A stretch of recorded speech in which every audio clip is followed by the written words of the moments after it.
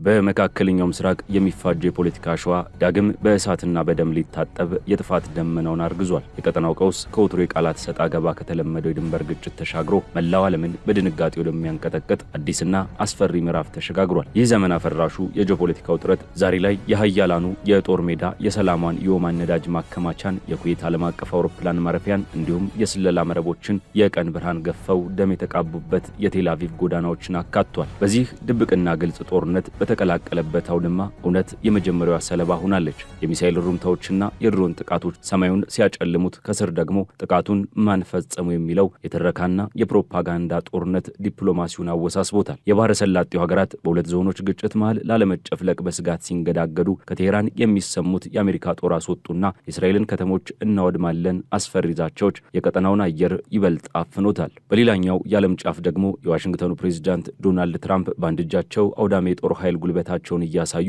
በሌላ እጃቸው ደግሞ በድብቅ በሮች የሚደረገውን የዲፕሎማሲ ድርድርና የሰላም ስምምነት ተስፋ በመስበክ ዓለምን በእንቆቅልሽ ጨዋታ ውስጥ ከተዋታል። ከሚሳኤል ፍንዳታዎች ጀርባ የሀያላን የጥቅም ልውውጥ፣ ከስውር ግድያዎች ጀርባ ደግሞ ውስብስብ የፖለቲካ ቼዝ ጨዋታ በሚካሄድበት በዚህ የደም ቲያትር የሰላም እርግማንና የጦርነት ትርፍ መቼ ሚዛናቸውን እንደሚጠብቁ ባይታወቅም ንጹሐንንና የዓለምን ኢኮኖሚ ግን አሁንም የፊተኛው መስመር ግንባሮች ሆነው ቀጥለዋል። ይህ አባይ ሪፖርት ዓለም አቀፍ ትንታኔ ነው። የዓለምን ፖለቲካ በሰፊ የምንዳሰስበት መድረክ። ለቻናላችን አዲስ የሆናችሁ ሰብስክራይብ በማድረግ አብራችሁን ቆዩ። በመካከለኛው ምስራቅ የፖለቲካና የጸጥታ ሰማይ ላይ ዳግም የጥቁር ደመና ጥላ ሲያጠላ ቀጠናው ከምንጊዜውም በላይ ወደማይታወቅ ጥልቅ የትርምስ ማዕበል ውስጥ እየተዘፈቀ መሆኑን በቅርብ ቀናት የተከሰቱት ተደራራቢና አውዳሚ ክስተቶች በግልጽ ያሳያሉ። ይህ የጂኦፖለቲካ ውጥረት የጦር መሳሪያዎች ሩምታና የቃላት ጦርነት ብቻ ሳይሆን ዓለም አቀፉን የኢኮኖሚ ደም ስር የሆነውን የነዳጅ መስመር፣ የንጹሐንን የዕለት ተዕለት ኑሮ እንዲሁም የዓለማችንን ታላላቅ የስለላ ተቋማት ድብቅ ጦርነት አደባባይ ያወጣ አስደንጋጭ ትዕይንት ሆኗል። የሰላም ተምሳሌትና የዲፕሎማሲ ድልድይ በመሆን የምትታወቀው ለዓመታት በዋሽንግተንና በቴህራን መካከል በድብቅ የመልእክት ልውውጥ ስታገለግል የቆየችው ኦማን ባልተጠበቀ ሁኔታ የዚህ አዲስ የጥፋት ምዕራፍ መክፈቻ መድረክ ሆናለች። ከሆርሙዝ ሰርጥ ውጭ በስትራቴጂካዊ ቦታ ላይ የሚገኘውና ለኦማን የነዳጅ ንግድ የጀርባ አጥንት የሆነው የሚና አልፋህል የነዳጅ ማከማቻ ተቋም ላይ የተሰነዘረው የድሮን ጥቃት አካባቢውን በእሳት ነበልባልና በጭስ ከማፈኑም ባሻገር ዓለም አቀፉን የነዳጅ ገበያ በከፍተኛ ፍርሃት ውስጥ እንዲወድቅ አድርጎ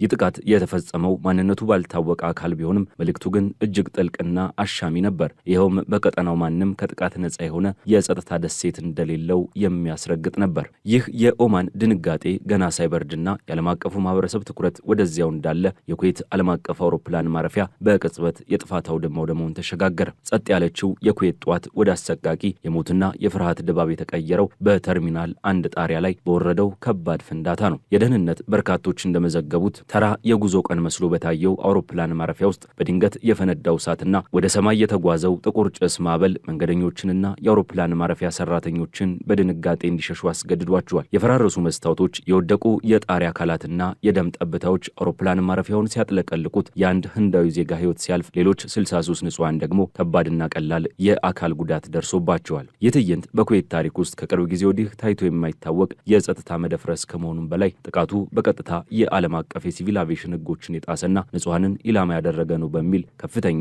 ዓለም አቀፍ ቁጣን ቀስቅሷል። የኩዌት ባለስልጣናትና የአሜሪካ ማዕከላዊ እዝ ይህንን ጥቃት ቴህራን ሆን ብላ በሲቪሎች ላይ ያነጣጠረችው የድሮን ጥቃት ነው በማለት ክሳቸውን ሲያሰሙ ዲፕሎማሲያዊ መድረክ በከፍተኛ ውጥረት ታጅቧል። ነገር ግን ከፍንዳታው ጭስና ከፈረሰው የአውሮፕላን ማረፊያ ህንፃ ጀርባ ያለው የቃላትና የተረካ ጦርነት የክስተቱን ውስብስብነት ይበልጥ ያጎለዋል። የኢራን እስላማዊ አብዮታዊ ዘብና የኢራን ውጭ ጉዳይ ሚኒስቴር የኩዌትና የአሜሪካን ክስ በጥብቅ በማስተባበል ኢራን በምንም አይነት ሁኔታ ሲቪል ተቋማትን ኢላማ እንዳላደረገች አስታውቀዋል። በተቃራኒው ኢራን ያነጣጠረችው አሜሪካ በኢራን የነዳጅ ጫኝ መርከብና በቄሽም ደሴት ላይ ለፈጸመችው ጥቃት አጸፋዊ ምላሽ ለመስጠት በኩዌት በሚገኘው የአሊ አልሳሌም የአሜሪካ አየር ሰፈርና በባህሬን በሚገኘው የአሜሪካ 5ኛ የባህር ኃይል እዝ ላይ መሆኑን ይፋ አድርጋለች። የኢራን ባለስልጣናት የኩዌቱ አውሮፕላን ማረፊያ ውድመት የኢራን ሚሳይሎች ውጤት ሳይሆን አሜሪካ ወደ አየር ሰፈሯ የሚመጡትን የኢራን ሚሳይሎች ለማክሸፍ የተኮሰችው ፓትሪዮት የተሰኘው የሚሳኤል መከላከያ ስርዓት ኢላማውን ስቶ ሲቪል አውሮፕላን ማረፊያ ላይ በመውደቁ የተፈጠረ አደጋ ነው በማለት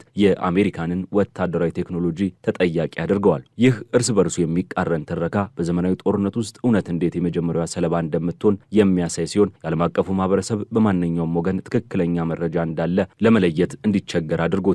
የጦርነት መልክ ከመደበኛ ሚሳኤሎችና አውሮፕላኖች ወደ ድብቅ የስለላና የግድያ ኦፕሬሽኖች ሲሸጋገር ደግሞ የቴልአቪቭ ጎዳናዎች የአዲሱና እጅግ አስፈሪው ምዕራፍ ማሳያ ሆኗል። በእስራኤል የልብ ትርታ በሆነችው ቴልአቪቭ ሃይዌይ 20 በተባለ አውራ ጎዳና ላይ አንድ ተሽከርካሪ በከባድ ፍንዳታ በእሳት መጋየቱ የመካከለኛው ምስራቅ የስለላ መረብ ጂኦፖለቲካዊ ሸረሪት ድር ፍንትው አድርጎ አሳይቷል። በመጀመሪያ የእስራኤል ባለስልጣናት ይህንን ጥቃት ተራ የወንጀለኞች ግጭት አሊያም የስራ ላይ አደጋ አድርገው ለማቅረብ ቢሞክሩም ሃንዳላ የተባለውና ከኢራን ጋር የጠበቀ ግንኙነት አለው የሚባለው የሳይበርና የጥቃት ቡድን ያወጣው መግለጫ የሁኔታውን አቅጣጫ ሙሉ በሙሉ ቀይሮታል። ቡድኑ ይህንን ጥቃት በከፍተኛ ጥንቃቄና የረዥም ጊዜ ስለላ ክትትል የተፈጸመ መሆኑን ገልጾ በፍንዳታው ህይወቱ ያለፈችው የ35 ዓመቷ ሴት ተራ ሲቪል ሳትሆን የእስራኤል ብሔራዊ የስለላ ተቋም የሆነው ሞሳድ ውስጥ የኢራንን ዴስክ የምትመራና አዲስ የተቋቋመው ተጽዕኖ ፈጣሪ ክፍል ከፍተኛ ኃላፊ ነበረች ብሏል። ይህ የሃንዳላ ቡድን ይገባኛል ጥያቄ የእስራኤልን እጅግ ጥብቅ የደህንነት አጥር ጥሶ በመግባት ከፍተኛ የስለላ ባለስልጣንን በገዛ ሀገሯ አውራ ጎዳና ላይ መግደል መቻሉን የሚያስተጋባ ሲሆን ይህም በሁለቱ ሀገራት መካከል ያለውን የጥላቻና የበቀል ጦርነት ከድንበር ባሻገር ወደ ግለሰቦች የዕለት ተዕለት እንቅስቃሴ ዘልቆ መግባቱን ያረጋግጣል። ምንም እንኳን እስራኤል ይህችን ግለሰብ ከሞሳድ ጋር ያላትን ግንኙነት በይፋ ባታረጋግጥም የክስተቱ አፈጻጸምና የቦምቡ አይነት ባለሙያዎችን ይህ ተራ አደጋ አለመሆኑን እንዲያምኑ አስገድዷቸዋል። ቡድኑ አክሎም በጣም ጥብቅ ጥበቃ የሚደረግላቸው የእስራኤል ባለስልጣናት እንኳን በቤታቸው ውስጥ ደህንነታቸው የተረጋገጠ አይደለም በማለት ያስተላለፈው መልእክት የቀጠናውን የስነ ልቦና ጦርነት ወደ ላቀ ደረጃ አሸጋግሮታል። እነዚህ በኦማን በኩዌትና በቴልአቪቭ የተከሰቱት ተከታታይ ጥቃቶች በቀጠናው ሀገራት ላይ የፈጠሩት የፍርሃትና የድንጋጤ ማዕበል ወደ ላቀ የዲፕሎማሲ ቀውስም አምርቷል። የቀድሞ የኳታር ጠቅላይ ሚኒስትር ሼክ ሐማድ ቢን ጃሲም ጥቃቶቹን አስደንጋጭ በማለት በማውገዝ የባህረ ሰላጤው ሀገራት በአንድነት በመቆም ከማንኛውም ውጫዊ ጫናና ማስፈራሪያ ራሳቸውን እንዲከላከሉ ጥሪ አቅርበዋል። ይህ የኳታር ጥሪ የባህረ ሰላጤው ሀገራት ትብብር ምክር ቤት አባላት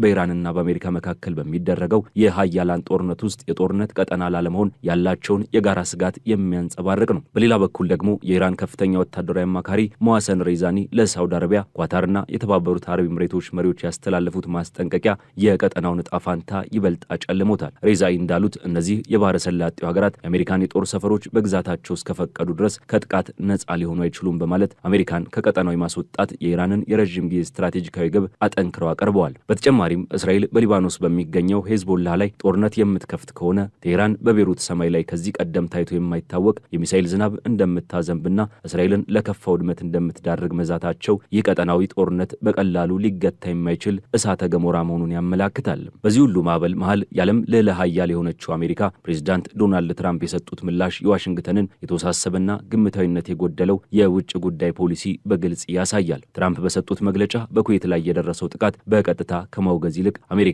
ከዚህ ቀደም በኢራን ላይ የወሰደችውን ጠንካራ እርምጃ በማስታወስና እኛም በደንብ መተናቸዋል በማለት ጉዳዩን ያጸፋዊ እርምጃ አካል አድርገው ለማቅረብ ሞክረዋል። በተመሳሳይ ጊዜ የሆርሙዝ ሰርጥ ክፍት ለማድረግ አሜሪካ እጅግ ዘመናዊ የሆኑ የፈንጂ አሳሽ ቴክኖሎጂዎችን ማሰማራቷንና የባህር ላይ ደህንነትን ለማረጋገጥ ቁርጠኛ መሆኗን ገልጸዋል። ሆኖም ግን በአንድ በኩል የወታደራዊ ጥቃት ዛቻዎችን እያሰሙ፣ በሌላ በኩል ደግሞ ከቴህራን ጋር በስተጀርባ የሚደረገውን የዲፕሎማሲ ድርድር በጣም በጥሩ ሁኔታ እየሄደ ነው በማለት ተስፋ ሰጪ ንግግር ማድረጋቸው የዓለምን ፖለቲካ ተንታኞች ግራ አጋብተዋል። ትራምፕ በቀጣዮቹ ቀናት ውስጥ ታሪካዊ ሰላም ስምምነት ሊደረስ እንደሚችል ፍንጭ መስጠታቸው ከጥይትና ከሚሳኤል ሩምታ ጀርባ የጥቅም ልውውጥና የኃይል ሚዛን ድርድር ያለማቋረጥ እየተካሄደ መሆኑን ቁልጭ አድርጎ ያሳያል። ይህ ሁሉ የሚያሳየው መካከለኛው ምስራቅ በአንድ በኩል በቴክኖሎጂ የተራቀቁ የድሮንና የሚሳኤል ጥቃቶች፣ በሌላ በኩል ደግሞ በድብቅ የስለላና የግድያ ኦፕሬሽኖች እንዲሁም በማይታወቅ የዲፕሎማሲ ቼዝ ጨዋታ ውስጥ እያለፈ መሆኑን የሚያሳይ ነው። የንጹሃን ደም መፍሰስ፣ የኢኮኖሚ መሰረተ ልማቶች መፈራረስና የህዝቦች ስነ ልቦናዊ መረበሽ የዚህ ጂኦፖለቲካዊ ቲያትር የዕለት ተዕለት ክስተቶች ሆነው ቀጥለዋል። የሰላም ርግማንና የጦርነት ትርፍ መቼና እንዴት ሚዛናቸውን እንደሚጠብቁ ግን ጊዜ ብቻ የሚመልሰው ታላቅ እንቆቅልሽ ሆኖ ተቀምጧል። የዛሬው ዓለም አቀፍ ትንታኔያችን በዚሁ ተቋጨ። ስለተከታተላችሁን እያመሰገንን ለቻናላችን አዲስ የሆናችሁ ሰብስክራይብ በማድረግ ቤተሰብ እንድትሆኑ እንጋብዛለን። ከሰዓታት በኋላ በሌላ ዓለም አቀፍ ጉዳይ እስከምንገናኝ ሰናይ ጊዜ